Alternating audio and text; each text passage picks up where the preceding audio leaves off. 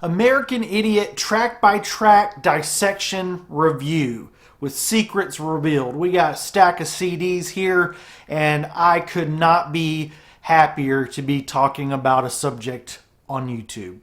So go to your 7-Eleven, pick up a cup of Oakland or Punk Bunny coffee, and join me on this American Idiot review. I've been listening to Green Day's American Idiot for over 20 years. About 20 years and 7 months and a few days.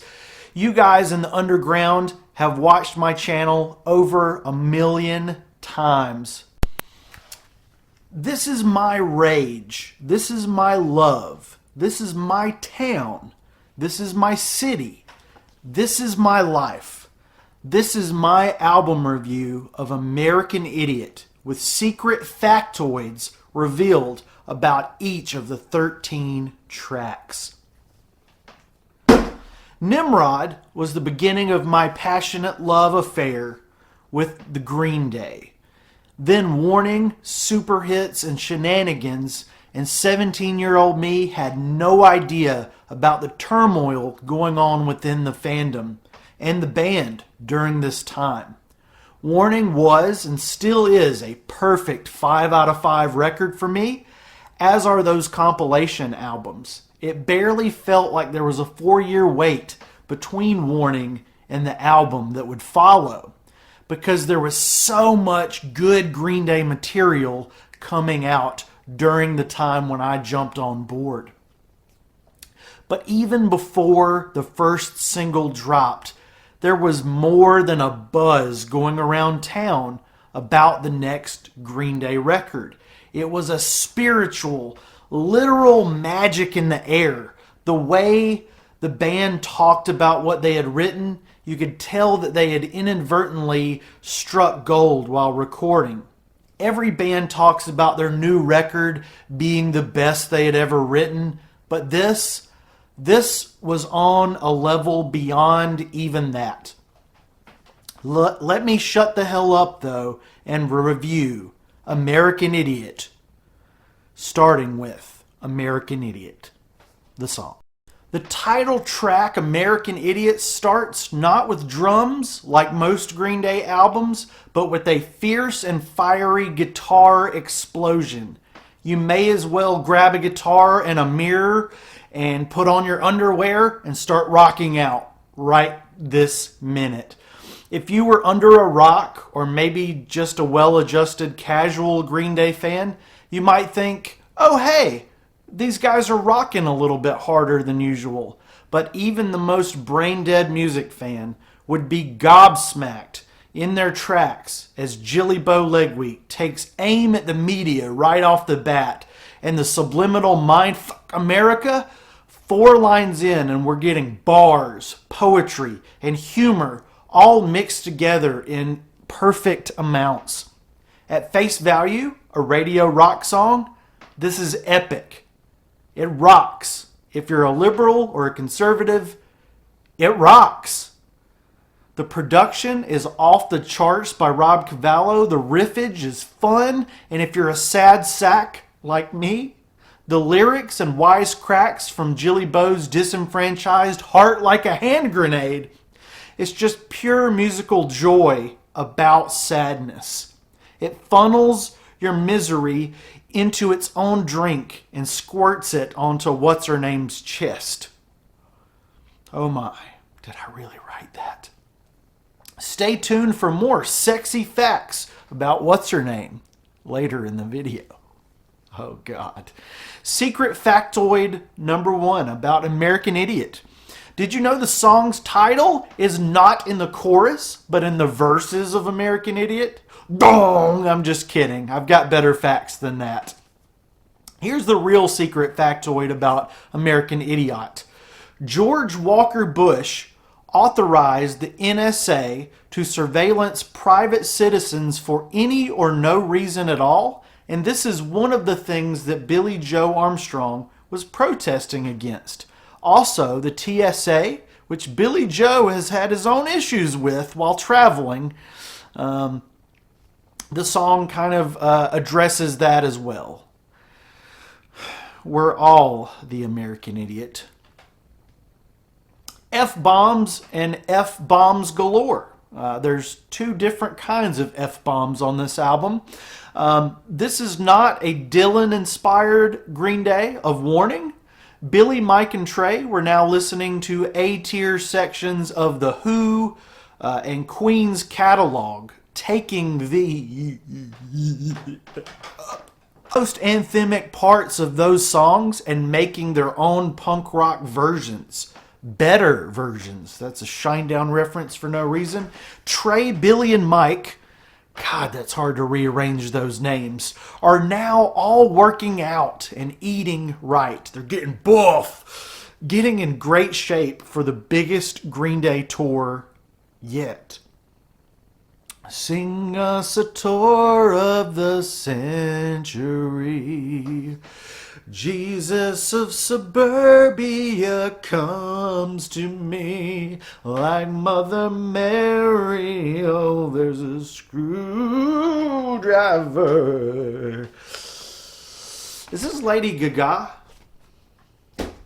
It's not. That's Monica. That's my friend Monica. Jesus of Suburbia. I ran out to Best Buy and bought 3 copies of American Idiot. A bunch of them came with these little things. You guys remember that? You guys, look at those cell phones. So advanced. Technology's killing everything. Broadway, I got Century Breakdown, Bullet in a Bible, I got Bluegrass, Green Day. I got this is my OG copy, I think. But I ran to Best Buy on release day, Tuesday, and I had a feeling I'd be needing 3 copies. About 8 years later, during the trilogy era, I think, I won a 4th copy randomly. Oh, and I got the vinyl later in like 2000. It's a 2009 vinyl. I got it in 2020 something. I knew from what the band had been saying that I needed to hear the entire album in order, front to back. I was losing my mind trying not to skip the title track, but I listened in full. And then Jesus of Suburbia came on, and I hated him. I hated it. For the first time in my life, I thought, man, this song it has too much reverb. What is this? This does not sound like Warning or Nimrod or Shenanigans. Are Green Day finally going wrong? Are they going in the wrong direction sonically? This is gross. But as I followed the story and traveled into the City of the Damned section, I knew that Green Day had achieved something incredible. It's not 10 minutes. Stop saying that these songs are 10 minutes long. It's 9 minutes and 8 seconds. 7, 8, 9. 9 minutes and 8 9 minutes and 8 9 minutes and 8 minutes. That's wrong. 9 minutes and 8 seconds of honesty and heartbreak and turmoil. Growing up in bad love, bad sex, bad nostalgia. This song has everything. And while it fits into the narrative of the album, you can definitely see the entire story of the record being told in one massive song here in this rock track. The parts of Jesus of Suburbia are not wildly different from what Green Day had done on earlier albums, but together they make a quilt of brilliance and love and rage and passion and realness oozes out of every hey and fuck it all. Fuck, as it all just culminates with Billie Joe, Jilly Bow Leg Week, leaving home. Jesus, Jimmy, the man himself, hits the road and goes straight into the mouth of the unknown. Wait. Before we get to Holiday, we need a secret factoid about Jesus of Suburbia that you haven't heard before. You already know that Jesus of Suburbia was inspired by the Buddha of Suburbia by David Bowie, which was inspired by the novel by Hanif Kureicha from 1990, and one with profound inspiration vibrating into the American Idiot down through the spiritual waves of Buddhism. The novel is a tale set in the suburbs, a subdued backdrop for a personal coming-of-age story and life-altering journey. The personal transformation, like we see in our Jesus of Suburbia, is as a metamorphosis, rips him open like a tattooed butterfly, and Saint Jimmy emerges out of the Jesus, only to make one more transformation before the end of American Idiot. Kareem Amar in the novel is going through much of the same journey as Jesus. And if you want to get all OCD about your Green Day fandom, Buddha of Suburbia, like the films Rumblefish and The Outsiders, is a piece of media that you need to consume to fully get the joke of Green Day and fully realize how smart American Idiot is.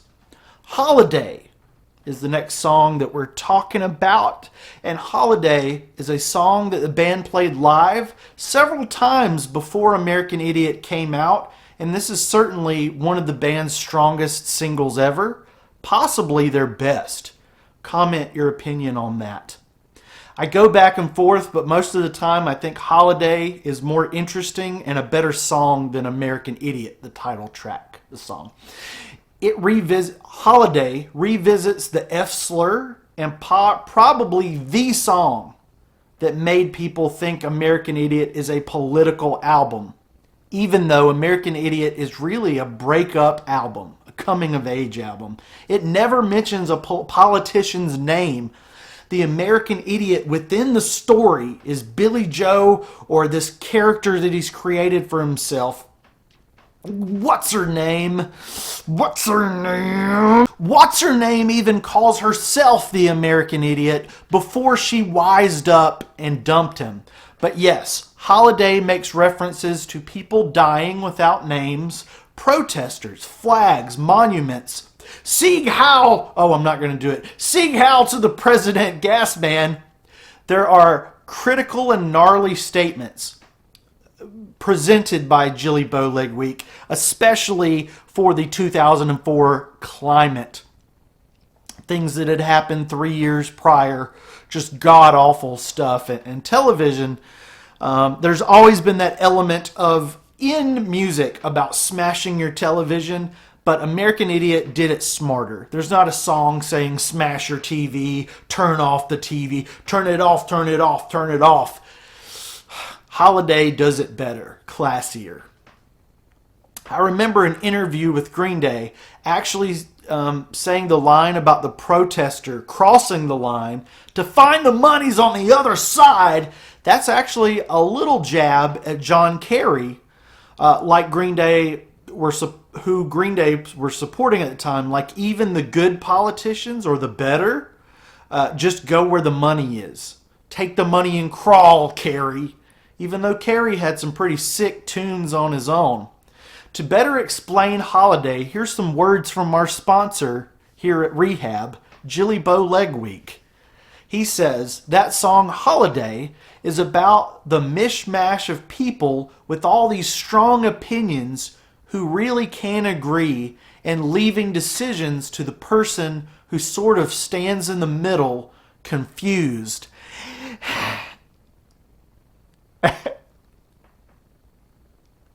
And overwhelmed.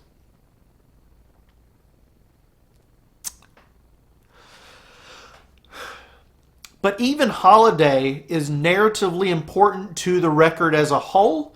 Jesus of Suburbia so far has left home, and Holiday is a war protest that he attends. He's not even sure if he agrees with it or not. It's going on around him, and as it all comes to a conclusion, he is left all alone on his own. On the verge, he's walking down a road, a boulevard. Jilly Bowleg Week wrote the chorus for you, the viewer of this video, but the bridge with its quasi-rap vocals, a first in Green Day's catalog, to be a politician's worst nightmare. Quotes of the Gas Man as he dooms the planet Earth to annihilation. some really dark stuff here. Holiday factoid, right? We haven't even got to the factoid yet. Now we're at the factoid. Holiday is inspired musically by Minor Threat's Out of Step and was featured in the soundtrack to Accepted. If you're a Green Day completist, you need to have the soundtrack to Accepted in your collection, or at least stream it on the Spotify's. Why are Holiday and Boulevard of Broken Dreams bound together like Fat Mike and a Dominatrix on Spotify? Well, let's just talk about that sexy lady Boulevard of Broken Dreams. And, Fat Mike, he's doing okay. That new Co-Defendants track is pretty lit. The car breaks down in Boulevard of Broken Dreams and the tremolo effect comes in. The ultimate symbolism of Billie, Mike, and Trey selling out. Am I right? Am I left? Boulevard of Broken Dreams takes that raw, rocking honesty of the first 3 tracks and tacks it up to new heights with the heartbreaking piano and guitar melding into many humans' favorite song of all time. And I won't even call you basic if Boulevard of Broken Dreams is your favorite song, because it's too deep and too emotional to even joke about that. Here's looking at you, John, at ARTV. Amanda Jones might break up with you over liking this song, but because she's way too hip for Green Day, or at least a song that's the 9th biggest song of the 2000s. That's right, Boulevard of Broken Dreams is the 9th biggest song of that decade. Whatshername is running for the hills of Argentina while you're getting yourself straight, my guy or gal. Boulevard of Broken Dreams factoid. There is one film, one TV series, one graphic novel, one short story, one album, and a whopping 6 songs called Boulevard of Broken Dreams. Out of the 6 Boulevard of Broken Dreams, only the Smokey and Al Dublin versions were hits. And if you go back to that very road on 1933, you can do that with your DeLorean. Some lyrics are eerily similar to Jilly Bo Legweek's massive ballad. Set in Paris, the lyrics include, I walk along the street of sorrow, the boulevard of broken dreams, where gigolo and gigolette can take a kiss without regret. So they forget. Oh, they're broken dreams.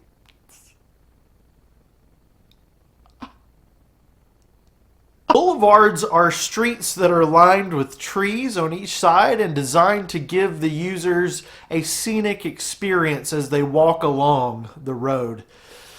If you have only known one road, it is quite sad, and that is a lonely one. You should probably learn an alternate route. Are we? We are. The Waiting is next.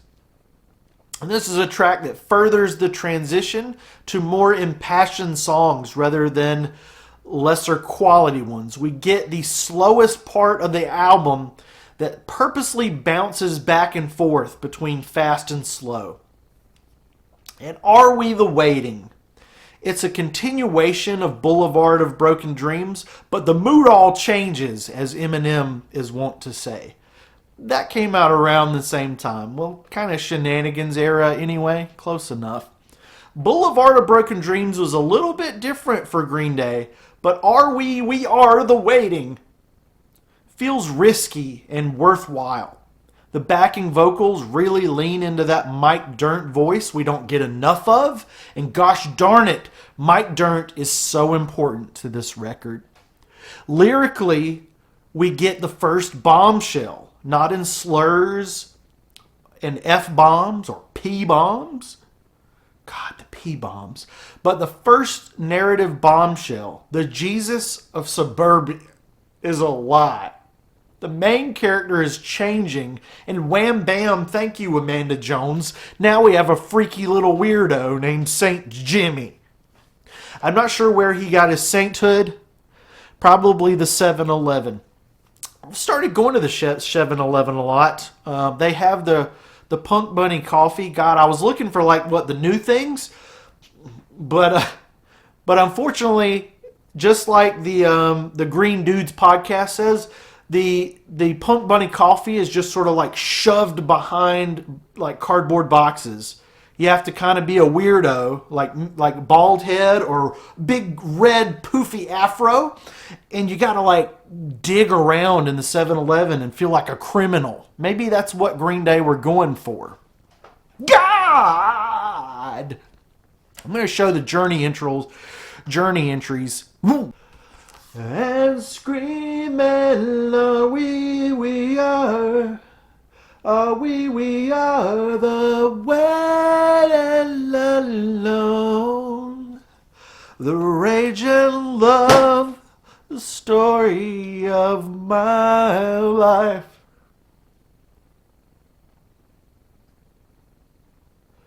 The Jesus of suburbia is a lie.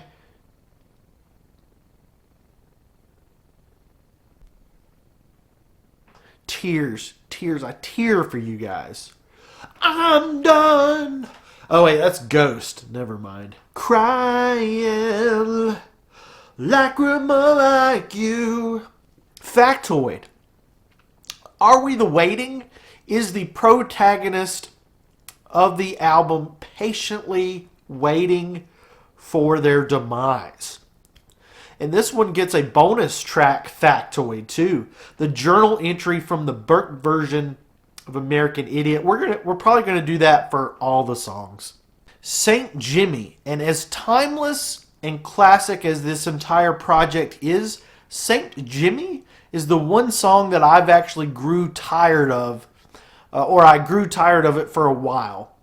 I get why it's become the live staple that it is. But personally, I'd rather see She's a Rebel or Let Her Bomb get the live spotlight treatment that Jimmy gets all the time. Because gosh darn it, St. Jimmy is the 14th most played song by Green Day ever. And I just don't know what to do with that information other than speak it here. We do have better factoids than that though. In California, zip guns are illegal. Penal Code 33600 prohibits manufacturing, importing, possessing, or transferring zip guns. Zip guns are defined as improvised firearms, typically homemade and lacking a registered serial number. Penalties for violating this law can include jail time, fines, confiscation of the zip gun. And I just had a cool idea for a video. What if the Idiot characters paid for their crimes? Oh man, legal. Oh man. So narratively, Jesus/Jimmy has left home, he's sad, and now he's going crazy. And we all know what happens when you get sad and crazy. You ask for totally legal, totally legit, doctor or dentist prescribed Novocaine by saying, "Give me Novocaine." Did you know that Green Day misspelled Novocaine? Meaning that this song could potentially be about a girl named Nova Cain instead of Amanda Jones. Tying Green Day to the Planet of the Apes and time-traveling Van Gogh from the Network. No! This is a tribute to American Idiot. Oh yeah! Kool-Aid. Not gonna tell them that I'm Van Gogh. They won't connect the glasses. They think they're 3D glasses from the Minecraft movie. So give me Novocaine. Billie or Jilly or Jesus of Suburbia or Jimmy. On this track, he escapes the idiocy of his suburbs, witnessed but not participated in a war protest. He walked alone and thought deeply, introspective thoughts about the starry nights and above around him, before transforming into a crazed, depressed lunatic with a heart made of Tunta or TNT. In Give Me Novocaine, Jimmy is diving headfirst into what he feels is rebellion. but really he's just destroying himself.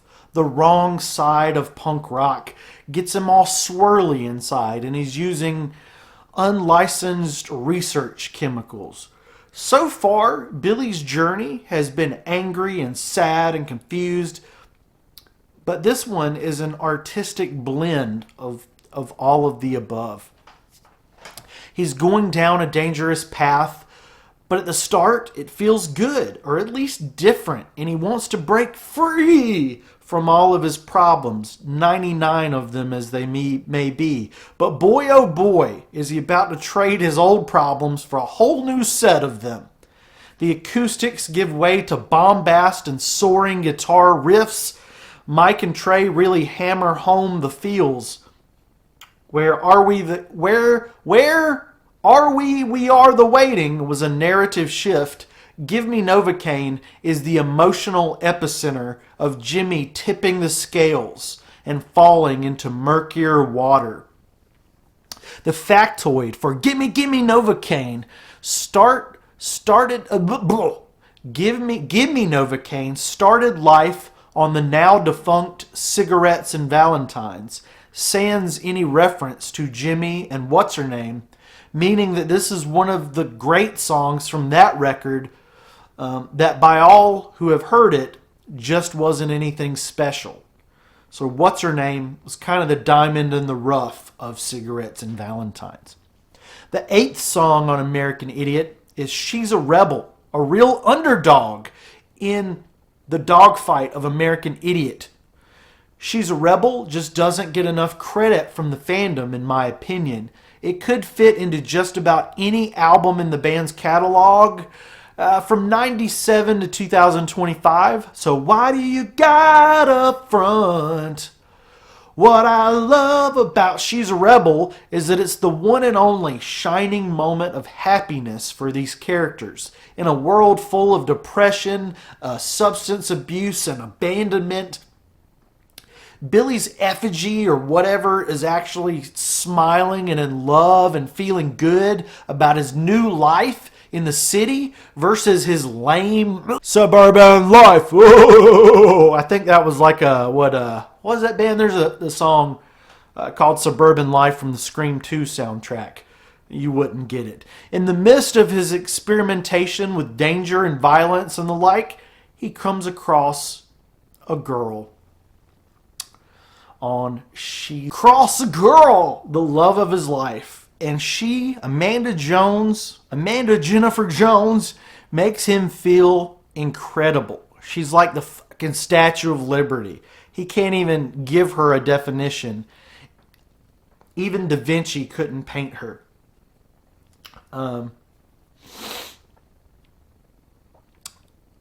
It's kind of like a Nimrod hopeful song. Amanda wraps her beautiful knuckles around Billie Joe's heart, which is the only thing that's beating, by the way. There's real love, hope, and a thought of a brighter future in a world that isn't actually burning down. But Billie or Jimmy or Jesus, remember those new problems that they made for theirself? It's about time this sunshine feeling gets grabbed by those and it just gets thrown into the sun, killing everyone on the planet and burning them in hell. Say no to drugs, kids. That's the message of American Idiot. Don't do drugs! Wow. You just kind of almost want there to be a little bit more happiness in American Idiot. Rebel factoid. The trip from Chicago to Toronto could reveal a bit about our protagonist's journey through American Idiot geographically. In Chicago, the pain he's running away from when he's been victimized. Running away from pain when you've been victimized. Getting money from mom and Brad to board a train, sitting and staring out your window. Staring out of my window. You run through Kalamazoo, Lansing, London before meeting your rebel girl in Toronto. Now that is an American Idiot factoid. Woohoo! She's an extraordinary girl. Middle Eastern tunes are the introduction to a sweeping, bigger-than-life entry in the Green Day catalog. Another one that fans tend to love or hate. Hate St. Jimmy. Don't hate this one. Okay? From here on out, this album's narrative is getting very, very personal, both troubling and deeply satisfying if you can keep up with what's going on in the narrative side. I'm sure you have Word documents like I have. Files and files of this stuff. Also, I've got a whole bunch of American Idiot film scripts. If anybody, Tom Hanks, you wanna do that? And PowerPoints. I know you guys have your Green Day PowerPoint presentations. Jimmy and Amanda have fallen in love with each other, and she is not happy. She's honest with herself, with the world, and Jimmy seems like he's putting on a mask, a costume, and is further burying his real self with mind-altering substances and actions. He's leaning more into the party side of punk rock instead of trying to make the world a better place, and it's breaking her heart. He's nodding off while her pale hand wraps around his mistreated heart, and she's pulling back, wanting to let go. She can't go through this. She can't do this. Maybe she's been down this boulevard before with another lover. This is not good. He's going to end up unalive, like a lava chicken. With lava chicken. Chickens with a marching drum beat headed to war. And Mike Dirnt hiding genius bass notes in this thing. You can't hate this heartbreaker, man. This ain't no breakup song, but it's a new kind of Green Day song. Oh man, it is smart. There are many a cover of Extraordinary Girl on Spotify by the following artist: Frank Iero, Vitamin String Quartet, Billy Cobb, with an entire covers album called Folk Idiot. Whoa.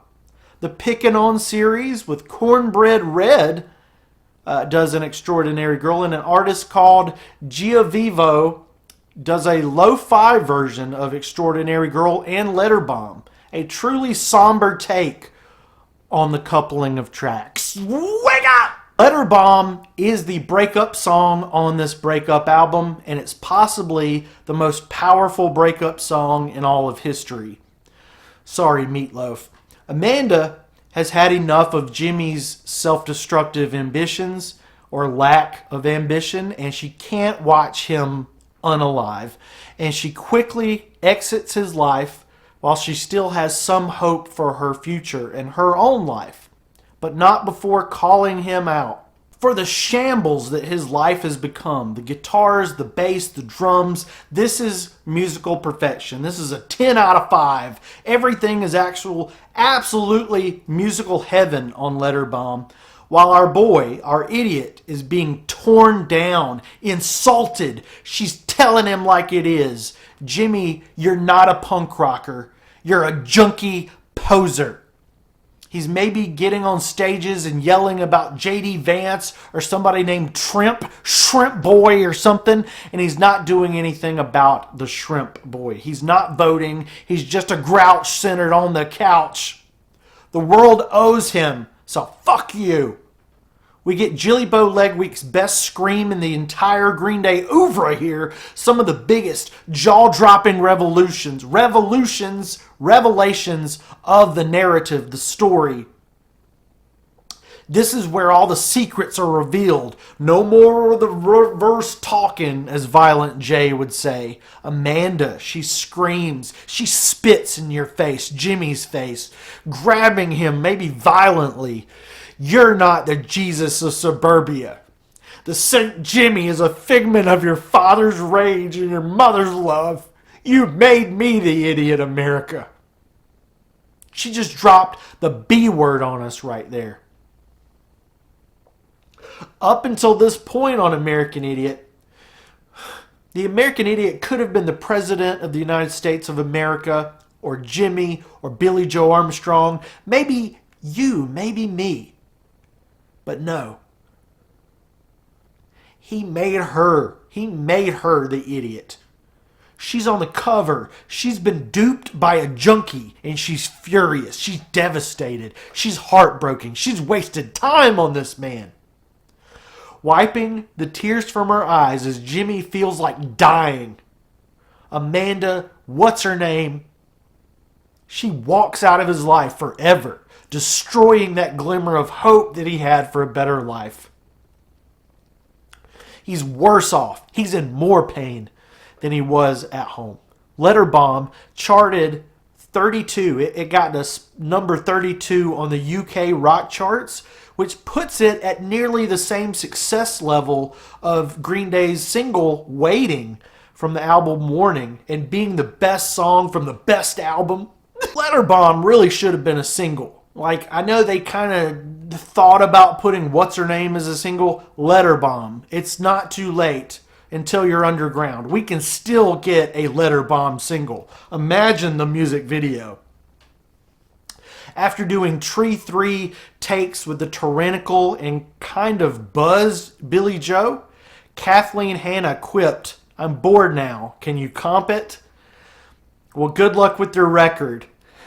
Which kind of seemed like an insult from Kathleen Hanna, probably because she knew what Green Day were going through during the Warning era, and Green Day were kind of washed up has-beens, opening for Blink-182 and sucking at life.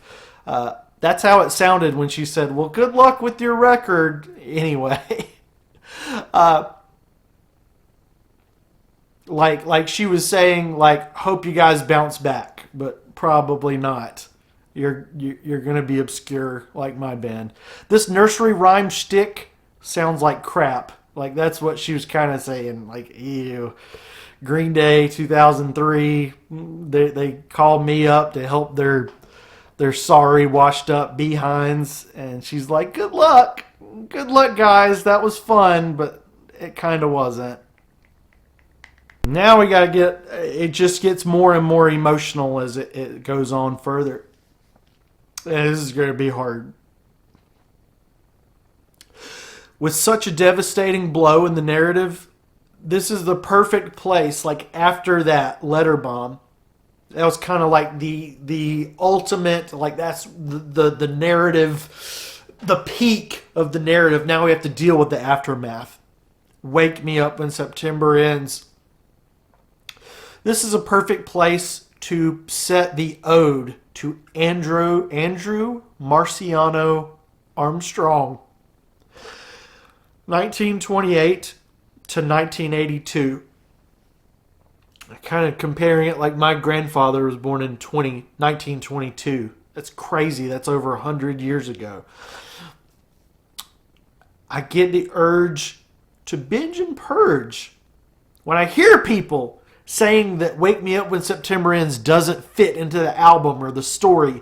Yes, it's about Jilly Bo Armstrong's dad, but American Idiot is Billie Joe's life story. Growing up in the 80s and getting dumped and learning about rebellion, and his dad dying is one of the biggest parts of growing up and losing a loved one from cancer, a flood, or your girlfriend Amanda Jones deciding to walk away. Pain is all part of that.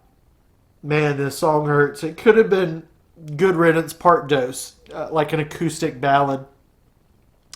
But when asked if this was an acoustic or an electric ballad, Green Day said yes. When someone asks you if you're a god, you say yes. Wake Me Up When September Ends just really tears me, man. My mom and I bonded over Green Day from hearing Good Riddance in the car on the way to middle school to the teasers of 21st Century Breakdown, which my mom unfortunately never got to hear the final album. We both loved Wake Me Up When September Ends, and when her father, my grandfather, died in September, she mentioned it being like the song on the way to the cemetery, and we both started crying. Oh my God, it was, wow. Billy lost his dad to cancer. My mom lost her dad to cancer. And I lost my mom to cancer shortly after that. I'm too sad for factoids right now. So let's say that Billy is so devastated in the narrative of the album that his only option is now to go home, broken and defeated. He's not the savior of the damned. He's a destroyed man. I was laughing. I was thinking of an interview with Sebastian from Viagra Boys, who said the band is not a masculine band. They're a band of broken and defeated men that need Viagra.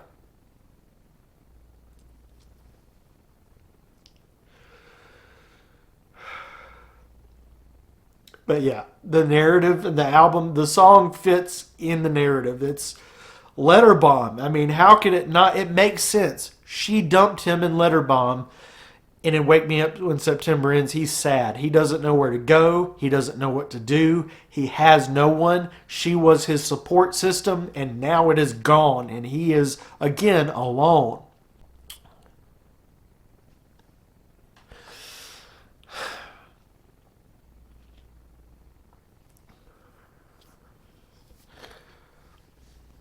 Get it?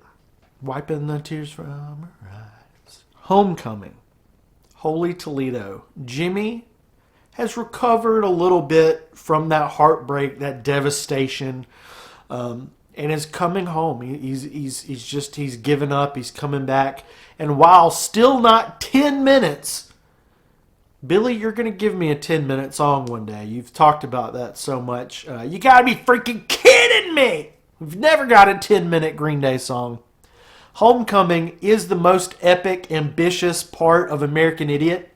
Homecoming, while it still stays true to what Green Day stands for, it really defines the ambition of American Idiot. It pulls together all the musical ideas that Jilly Bo Legweek was touring with, and Mike's frustration within the band in the real world, into one musically sound and true to life story at the same time. It bridges the gap of Green Day fighting over musical control and making the album of their lives at the same time. When Mike wrote the bonkers demo to Nobody Likes You, Homecoming, it opened all of them up to that. The band's disagreements, Billie Joe's storytelling about tragedy and comedy, a political landscape that now had room to breathe and allow other elements to breathe within the concept. This is the song that saved Green Day. That's how important Homecoming is. Billie Joe Armstrong needed to get that DUI. Trey Cool needed another divorce. He needed another ex-wife. Billie needed the other two bandmates to get involved with the writing process, shaking the band out of its comfort zone. It's not like Billie, Mike, and Trey were able to put on masks and churn out an album of Devo punk to get the gunk out of the machine. No, they could never do that. They needed this. They needed to write Homecoming, the longest song of Green Day's career, and make it feel like one of the shortest. Now, I've got a bombshell of a factoid for this long song, and it's this. East 12th Street. Well, it sounds almost exactly like the song, the French song, by Joan Jett and the Black Hearts. What the hell? What the hell? And another factoid that's kind of random, Streets of Shame could be a reference to a 1950s film called Streets of Shame about a red light district, which is a top Jilly Bo Legweek lyric that he is known for singing about. Now we are at the end of American Idiot with track 13, Lucky 13, What's Her Name? And this is a quote from the band. I think the true hero of the whole record is the What's character. She's a person that never really wanes. She never really falls from grace. She's the one that kind of stuck to her beliefs and left all the bullshit behind. She left him behind. Billie Joe Armstrong told that to VH1 Storytellers. He also mentions the What's-Her-Name character tells Jesus of Suburbia / Saint Jimmy what they don't want to hear. But inevitably, that's what they're going for to begin with. And that's the twist of the whole thing. What's Her Name is one of those songs, not a thong, it's a song. It could probably be called a ballad, but Green Day quickly pull the rug out from under your little pop punk heart and crank the rock guitars up to 22,011. Looking back in that kind of dumb refrain, a reflection of the muted pain in Boulevard of Broken Dreams. He's back in that mindset, but with a different perspective on things now. A better one. It doesn't really matter, does it? Does it?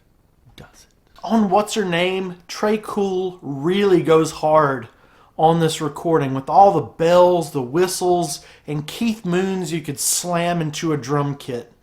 So much of this record focuses on What's Her Name, and in these final moments, in this dark side of night, she really reveals herself to be the star of the show. He made her the American idiot, but she escaped it. She walked away and left him to do the same.